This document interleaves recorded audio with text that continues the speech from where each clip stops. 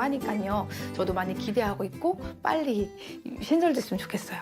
150개 신설이 된다고 하는데 솔직히 이게 과연 청명하게 운영이 될까요? 저는 이 부분이 가장 걱정이 되는 게 작년에 모 유치원의 그 비리 사건도 정부 지원금을 개인적인 사적인 곳에 쓰셨잖아요. 근데 이 150개소가 과연 지금 현재 모 기관에서 한 47개소 이 감사를 진행했는데 거기에서도 비리 적발된 게 정말 어마어마하게 나왔어요. 다 우리 돈인 거잖아요. 저 세금 많이 내고 싶은 자영업자인데 제가 낸 세금이 그렇게 그냥 엉뚱한 사람들의 개인적인 사적인 비용으로 쓰이는 거는 저는 솔직히 반대거든요. 그랬을 때 이러한 신설하는 것보다는 우선은 내실을 좀 다졌으면 좋겠어요. 그래서 청명하게 운영될 수 있는 이런 프로그램을 좀 먼저 개발을 하신 다음에 솔직히 한 개소 더 증설하는 비용이 어마어마하잖아요. 그 한 개소 증설하는 것보다는 지금 현재 있는 300여 개소의 운영을 먼저 좀 청명하게 관리를 좀 해주시면은 그만한 그렇게 관리해서 절약된 금액이 올바른 곳에 쓰여지는 것만큼 더 큰 혜택은 없다고 생각을 합니다. 네, 또 눈여겨볼 것이 앞으로는 500세대 이상 아파트를 지을 때 국공립 어린이집 설치가 의무화된다고 하는데요. 아파트에 사는 제 입장으로는 굉장히 반가운 소식입니다. 네, 국공립 어린이집 들어가기 사실 뭐 하늘의 별 따기다, 복권 당첨이 돼야 된다 이런 얘기 많이 하잖아요. 네, 그래서 하루빨리 이 국공립 어린이집이 얼른 신설돼가지고 많은 아이들이 이런 다양한 혜택을 꼭 누렸으면 좋겠어요. 네. 저는 그렇게 생각해요. 요즘에 새 아파트 되게 선호하잖아요. 네. 근데 500세대 이상 새 아파트에 국공립 어린이집 들어오면은 그 사람들만 혜택을 받는 거기 때문에 또 소외계층이 생길 수 있다고 생각을 해요. 그러니까 아파트 가격도 뛸 것이고, 그래서 정말 필요한 곳에 국공립 어린이집이 생겨야 되지 않을까 생각을 합니다. 네. 예전엔 네. 경제적인 부담으로 어린이집 유치원 보내는 게 이제 부담이었다고 하더라고요. 그래서 어린이집 나온 세대들이 그러니까 그 보편적으로 되지 않았을 때는 어린이집 나오면 너희 집 사는 집이구나. 맞아요. 네. 근데 다행히 이제 제가 출산 후부터는 이제 연년생 모두 보육비 혜택을 받았기 때문에 그냥 부담 없이 저도 이러면 셋째도 낳아도 될 것 같은데? 라는 생각이 살짝 들어서 네. 출산에 이렇게 조금 기쁨 뜻이 좀 생기더라고요. 근데 솔직히 제가 두 아이 어린이집 보냈을 때 국공립 보내고 싶었어요. 왜냐면 경제적인 혜택이 하늘과 땅 차이잖아요. 사립 유치원보다. 서울대 보내기보다 경쟁이 더 치열한지 이제 알았어요. 그래서 저는 국공립 하나 신설하는 데 드는 비용이 어마어마하다고 그러더라고요. 그래서 차라리 그렇게 그 서울대 들어가기보다 더 힘든 국공립의 혜택을 차라리 일반 사립 유치원에도 똑같이 분배를 좀 해줬으면 좋겠어요. 그래야지 거기에 들어가지 못한 아이들에게도 많은 혜택을 받기 때문에 굳이 국공립에 이제 열을 올리지가 않는 거죠. 그래서 올해부터는 이 난임 부부를 위한 지원도 크게 늘어난다고 합니다.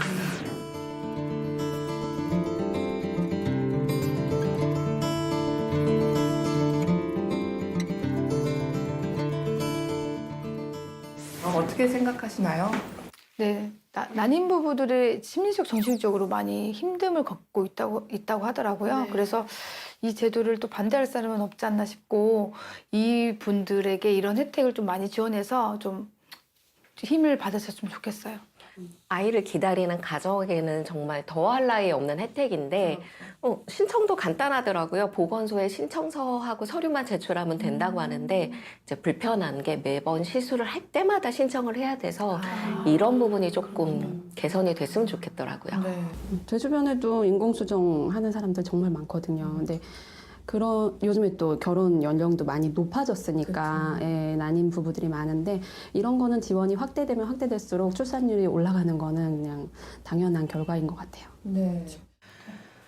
마지막으로 짚어볼 부분은 이 사회적 약자에 대한 지원인데요. 한부모 가정에 대한 양육비 인상, 그리고 저소득층 초중고생 교육급여 인상 이렇게 있어요. 근데 제 주변에 보면 이제 이혼도 좀 많이 하고 한부모 가정이 되게 은근히 많은데 그런 분들을 위해서 이런 지원이 많아지면 많아질수록 아이 키우기 편해지지 않을까 그렇게 생각해요. 저는 또 저소득층의 이런 지원금의 인상으로 생활에 도움도 되면서 또 이런 금액이 높아질수록 좀 자리부지가 좀 약해지지 않을까라는 염려도 있거든요. 그래서 무조건적인 지원보다 저 스스로 삶을 좀 꾸릴 수 있는 독려하는 정책도 좀 필요하다고 생각해요. 그럴 것 같아요. 이 물고기를 주는 것보다는 네. 낚시하는 법을 가르친다는 이런 다른 식의 지원 정책도 필요해 보이는 것 같습니다.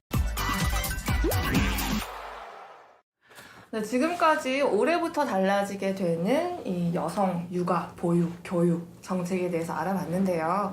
이런 점은 조금 더 개선됐으면 좋겠다, 좀 바뀌어야 한다, 이런 바람들 있으시면 마지막으로 한마디 해주시죠. 송 기자님부터. 저는 저출산 문제를 여성의 문제라고만 생각을 하시는데 솔직히 이게 여성의 포커스를 맞춰서 끝나는 해결이 나오는 문제들이 아니거든요. 그래서 남녀노소 모두에게 좋은 결과를 줄 수 있는 그런 좀 정책들을 좀 내어주셨으면 좋겠어요. 저는 다 함께 돌봄센터가 이제 소득 기준 관계없이 이용하게 되다 보면 많은 아이들이 또 이용하게 될 것 같아요. 그러다 보면 또 선생님들이 좀 힘듦도 있을 것 같은데 그 선생님 한 명당 케어할 수 있는 인원과 또 그 선생님들이 그 아이들을 보면서의 스트레스 해소나 또 그 자기 내공을 또 키울 수 있는 좀 선생님들의 역량 강화 교육도 좀 필요할 거라고 생각이 들고요. 그리고 아까 말씀하셨던 것처럼 아이들을 통합 교육을 하고 있는데 좀 학년별로 케어할 수 있는 그런 시스템이 좀 마련되면 좀 아이들이 활동하는데 좀 도움이 되지 않을까 싶습니다. 네. 저 같은 경우는 이제 육아 시간 같은 경우는 아이 낳은 엄마만 쓸 수 있잖아요. 그런 것들을 이제 남편도 같이 쓸 수 있게 그래서 서로 이렇게 같이 육아를 할 수 있게 분담할 수 있게 좀 변화됐으면 좋겠고 또 스웨덴처럼 아이가 아플 때 급하게 아동 간병 휴가 같은 거 그런 것도 쓰면 좋을 것 같고 또 이제 국공립 어린이집도 더 많이 확대됐으면 좋겠습니다. 지금까지 2019년 달라지는 여성과 육아 그리고 보육 정책들에 대해 얘기 나눠봤는데요. 이 물질적인 지원도 중요하지만 바르고 건강한 양육 환경을 위해서는 사회적 분위 형성과 또 질적인 시스템 개선도 필요할 것 같습니다. 오늘 함께해 주신 세 분 고맙습니다.